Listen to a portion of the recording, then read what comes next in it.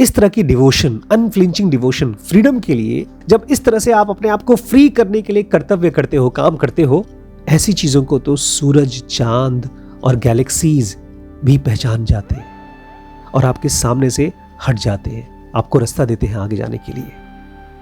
क्योंकि इस ब्रह्मांड में जितने भी ग्रह, नक्षत्र और गैलेक्सीज दिखाई देती हैं, वो सब आपकी और हमारी तरह ही डिवाइन फ्रैगमेंट्स हैं, और वो भी वही पाने की कोशिश कर रही है जो आप और हम पाना चाहते हैं।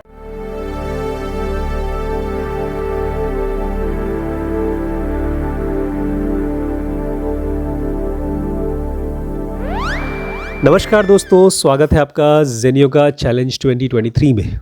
एक स्पिरिचुअल जर्नी है, योग की जर्नी है, जिसमें आप एक एक कदम अपने ईश्वर के पास, अपने आत्मन की तरफ लेते हैं।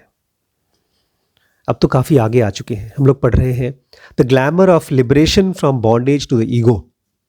जब हमारा फ्रीडम काफ़ी नज़दीक हो जाता है, हमारे पास ढेर सारी शक्तियाँ आना शुरू हो जाती हैं, मिस्टिकल पावर्स, सिद्धियाँ आना शुरू हो जाती हैं, तब एक नया प्रॉब्लम शुरू होता है।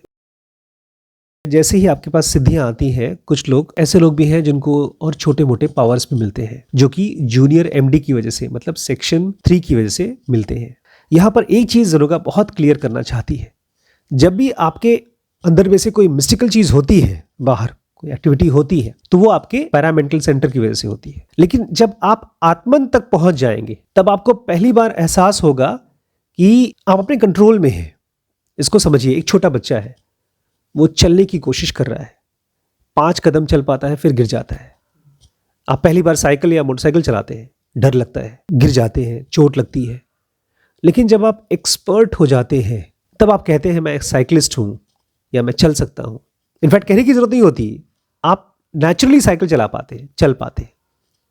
जब तक आपके पास मिस्टिकल पावर्स नई नई होती हैं, तब तक आप मिस्टिकल पावर्स के लायक नहीं हुए हैं। इसलिए आपका फाइनल डेस्टिनेशन होना चाहिए आत्मन, सेक्शन 4 7 सेंटर। हमारे सेक्शन 3 का स्टेट जो है बहुत ट्रेचरस है, बहुत खतरनाक है।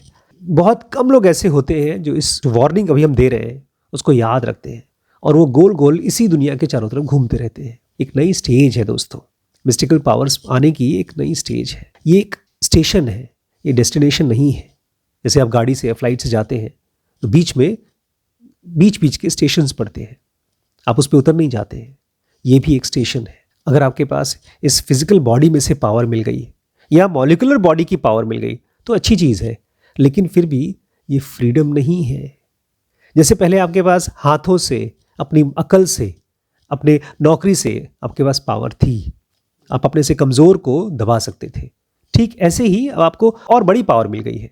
आप लोगों को परेशान कर सकते हैं, उनको हेल्प कर सकते हैं, लेकिन फिर भी आपका अहंकार बना रहेगा और आप फिजिकल वर्ल्ड में फंसे रहेंगे। इसलिए वो पावर नहीं है, वो कह सकते हैं आप और कंफर्टेबल जेल है। अभी आप जिस जेल में रहते हैं वो एक छोटा सा एक बॉडी है, लेकिन जैसे ही आपके पास मिस्टिकल पावर्स आएंगी, आप हवा में उड़ पाएंगे, आपके पास वाक सिद्धि आ जाएगी, आप जो बोलेंगे वो हो जाएगा, तो वो एक और कंफर्टेबल जेल कह सकते हैं, इससे ज़्यादा कुछ नहीं। ज़ेनोगा कहती है कि आपको बार बार खुद से पूछना है कि मेरी लाइफ और बर्थ का पर्पस क्या है, पर्पस क्या है, पर्पस क्या है। जब आप इस बॉडी से फ्री होते हैं, जब आप मॉलिक्यूलर बॉडी में रहना शुरू कर देते हैं, तो ऑब्वियसली आपको फ्रीडम महसूस होगी, और है भी। एक फिजिकल बॉडी से मॉलिक्यूलर बॉडी की फ्रीडम कहीं ज़्यादा फ्रीडम है। जैसे रोज़ रात को जब हम सोते हैं तो हम बॉडी छोड़ देते हैं, तो एक फ्रीडम है, लेकिन फिर वापस बॉडी में आ जाते हैं। ठीक ऐसे ही जब आप अपनी फिजिकल बॉडी को छोड़ करके मॉलिक्यूलर बॉडी में जाएंगे तो आप फ्रीडम महसूस करेंगे। लेकिन ये एक स्टेशन है, डेस्टिनेशन नहीं है। कैसे पता चलेगा आपको? आपको बार बार क्या पूछना है, what is the purpose of my life and birth. मान लीजिए आपने अपना सामान पैक किया और लखनऊ से निकल गए बम्बई के लिए, और रास्ते में कोई ऐसा स्टेशन पड़ा जो बड़ा खूबसूरत है और बहुत सस्ता है। तो क्या करते हैं आप? अपना सामान निकाल के वहीं स्टेशन पे रुक जाते हैं, बोलते मैं यहीं रहूँगा, यहीं रुकूंगा, यहीं पर अपना घर बनाऊंगा। नहीं, आप अपने घर जाते हैं, चाहे कितना भी खूबसूरत बीच का कोई स्टेशन हो, आप आगे बढ़ते हैं। लेकिन जो लोगों के पास मिस्टिकल पावर्स आती हैं, वो कहते हैं हम इसी मिस्टिकल पावर्स की दुनिया में ही रहेंगे। अगर आप ऐसा करते हैं तो ये जताता है, ये दिखाता है कि आपका माइंड पावर्स आने के बाद भी वीक माइंड है। एक ऐसा माइंड है जिसके पास प्लान और पर्पस नहीं है, क्लैरिटी नहीं है। बुद्ध ने इसीलिए शुरू से किस चीज़ के बारे में हमको फोकस कराया? सबसे पहला पॉइंट क्या था बुद्ध का? That life is suffering. उन्होंने ये नहीं कहा कि तुम्हें आत्मन बनना है, तुम्हारे पास चमत्कारी शक्तियां आएंगी, उनके पास थी, वो यूज नहीं करते थे। आपको शुरू से अपने आप से पूछना है मेरे लाइफ का और बर्थ का पर्पस क्या है, तब आप फंसेंगे नहीं। जनोगा कहती है ज़्यादातर लोग जब अपने 6th सेंटर पे पहुंचते हैं, जूनियर एमडी पे पहुंचते हैं जिसके पास मिस्टिकल पावर्स है, तो लोगों को लगता है कि यही अल्टीमेट बॉस है, यही परफेक्ट है, यही चेयरमैन है। और ऐसे लोगों को आप कैसे पहचानेंगे? ये लोग कविताएं लिखते हैं, वो ढेर सारे प्रोज लिखते हैं, किताबें लिखते हैं और ढेर सारे डिसाइपल्स बनाते हैं, शिष्य बनाते हैं। वो लोग अपने आप को मानते हैं कि वो भगवान हो चुके हैं। इसी मानने को प्रूव करते हैं दूसरों को बता बता के, चमत्कार दिखा दिखा के। जनोगा कहती है आपको क्या लगता है बस आपको चमत्कारी शक्तियां मिल जाएं तो आप फ्री हो गए? अगर इतना आसान होता इस अल्टीमेट दुनिया से फ्री होना तो हर कोई फ्री हो चुका होता। चमत्कारी शक्ति मिलने का पर्पस क्या है? क्या वो टेस्ट लेना चाहती है? ना, टेस्ट नहीं लेना चाहती। चमत्कारी शक्ति अपने आप में मजबूरी है। एक बंदे ने काम किया, नौकरी किया, उसके पास पैसे आए, मान लीजिए उसके पास 50,000 रुपये आ गए, उसके पास 50,000 रुपये की ताकत आई। अब उसका शराब पी सकता है, किताब खरीद सकता है, किसी की हेल्प कर सकता है, उसको बचा के रख सकता है। अब उसके पास 50,000 रुपये की ताकत आ गई। चमत्कारी शक्ति इस रास्ते का एक बाय प्रोडक्ट है। जैसे कोई आदमी गाड़ी में चलता है तो गाड़ी में उसको मिलती है स्पीड, तो स्पीड उसको कोई टेस्ट लेने के लिए नहीं आई है। चमत्कारी शक्तियां आई हैं उसके स्पिरिचुअल व्हीकल की वजह से। फिजिकल बॉडी के पास अपनी शक्तियां थी, 2 हाथ, इनसे लिख सकता है, एक ब्रेन, एक माइंड जिसके जरिए सोच सकता है, एक गला, एक मुंह जिसके जरिए जानवरों से ज्यादा बात कर सकता है। ये इस बॉडी की कैपेसिटी है। जब आप मॉलिक्यूलर बॉडी में पहुंचते हैं तो उसकी अपनी कैपेसिटीज हैं। जैसे हमारे हाथ की कैपेसिटी है, ऐसे ही मॉलिक्यूलर बॉडी की कैपेसिटी है, इलेक्ट्रॉनिक बॉडी की कैपेसिटी है, लेकिन वो जस्ट कैपेसिटी है, कोई शक्ति नहीं है। कोई टेस्ट लेने के लिए किसी ने आपको जबरदस्ती आपको भटका नहीं दिया है। जैसे कोई आदमी पुराने जमाने में होता था ना, आपको घूस देने की कोशिश करता था देखने के लिए कि आप अच्छे आदमी हैं। जैसे हाँ, पुराने जमाने की फिल्मों में भगवान भेष बदल के आया करते थे, गरीब भिखारी बन के। अगर उनको आप हेल्प करते हैं तो आप अच्छे आदमी हैं, लेकिन नहीं तो फिर भगवान आपको फेल कर देते हैं। ऐसी कोई टेस्टिंग नहीं चलती है। आपकी लाइफ ही एवरीडे टेस्ट है, वो टेस्ट है ही, कोई टेस्ट लेता नहीं है। इस स्टेज का, शक्तियों वाले स्टेज का ग्लैमर इतना ज्यादा है कि एक आदमी वहां पर पता नहीं कब तक रहता है, कई 100 सालों तक, कई जन्मों तक। फिर जाकर के कोई उनसे ज्यादा इवॉल्व्ड बीइंग आता है और उनको पॉइंट आउट कराता है तुम कहां फंसे हुए हो, और तब जाके उनको एहसास होता है और वो नया स्टार्ट करते हैं, अपनी स्पिरिचुअल जर्नी में फिर से शुरुआत करते हैं। एक तरह से उन्होंने अपनी मेहनत करके कुछ मेरिट हासिल की थी, ताकत हासिल की थी, और उसको बेचारे खर्च करते रहते हैं, और जब वो ख़त्म हो जाता है फिर से वो धरती में नॉर्मल आदमी की तरह पैदा होते हैं और लाइफ चालू हो जाती है। सारी शक्तियाँ सब खत्म। जब नया जन्म लेते हैं, एक आदमी बहुत पैसा कमाया, पैसा लौटा दिया धीरे धीरे करके, वो गरीब हो गया। ऐसे एक आदमी के पास मिस्टिकल पावर्स आ गई, खूब उसका इस्तेमाल किया, ख़त्म हो गया तो नॉर्मल आदमी बन गया, फिर से पैदा हो गया।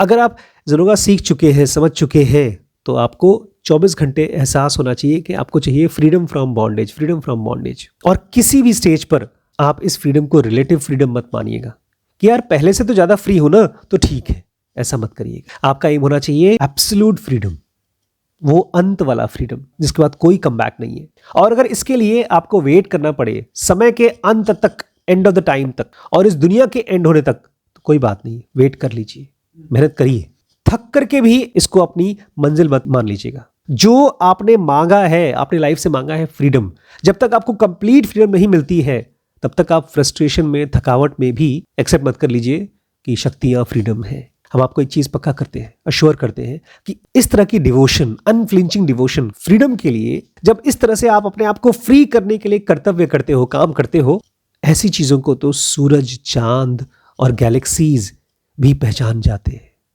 और आपके सामने से हट जाते हैं, आपको रास्ता देते हैं आगे जाने के लिए। क्योंकि इस ब्रह्मांड में जितने भी ग्रह, नक्षत्र और गैलेक्सीज दिखाई देती हैं वो सब आपकी और हमारी तरह ही डिवाइन फ्रैगमेंट्स हैं, और वो भी वही पाने की कोशिश कर रही है जो आप और हम पाना चाहते हैं। जब एक छोटा सा बच्चा फ्रीडम चाहता है तो सूरज उसको रियलाइज करता है उसको प्रेज करता है, उसको पहचानता है। आपके खोपड़ी में अगर फ्रीडम फ्रॉम ऑल बॉन्डेज, सभी दुखों से मुक्ति चाहिए, तो आपके सामने जो कोई भी है, कितना भी छोटा हो या कितना भी बड़ा हो, इस चीज़ को पहचान जाएगा और आपको जाने देगा। इसलिए मैं आपको एक छोटा सा कोआन दे रहा हूँ, एक थॉट दे रहा हूँ बहुत सीरियसली सोचने के लिए। प्रार्थना क्या होती है? What is prayer? और कैसे हम प्रार्थना करें कि हमारी प्रार्थना तुरंत सुन ली जाए? वो कौन सा तरीका है इसके ज़रिए हम प्रेयर करें और प्रेयर तुरंत सुन ली जाए? ऐसा लोगों ने किया है, जीसस के साथ हुआ है, रमन के साथ हुआ है। वो कौन सी स्टेट में होते हैं, वो चाहते क्या है, कौन सा ऐसा बीइंग है, उसकी डिज़ायर क्या है कि भगवान उसकी तुरंत सुन लेते हैं और हमको आपको बोलते हैं बाद में आना, बाद में आना। थोड़ा सोचिएगा इसके बारे में, ठीक है? आज इतना ही दोस्तों, कल और बात करते हैं। थैंक यू, नमस्कार। इस पूरी सीरीज़ को देखने के लिए आप इस नंबर पे कांटेक्ट कर सकते हैं और मेरे साथ कनेक्ट होने के लिए ये ऐप है, उस पर ज्वाइन कर सकते हैं। और बहुत जल्दी हम लोग अपना ज़ेनो विले बना रहे हैं नागपुर में। आपका स्वागत है।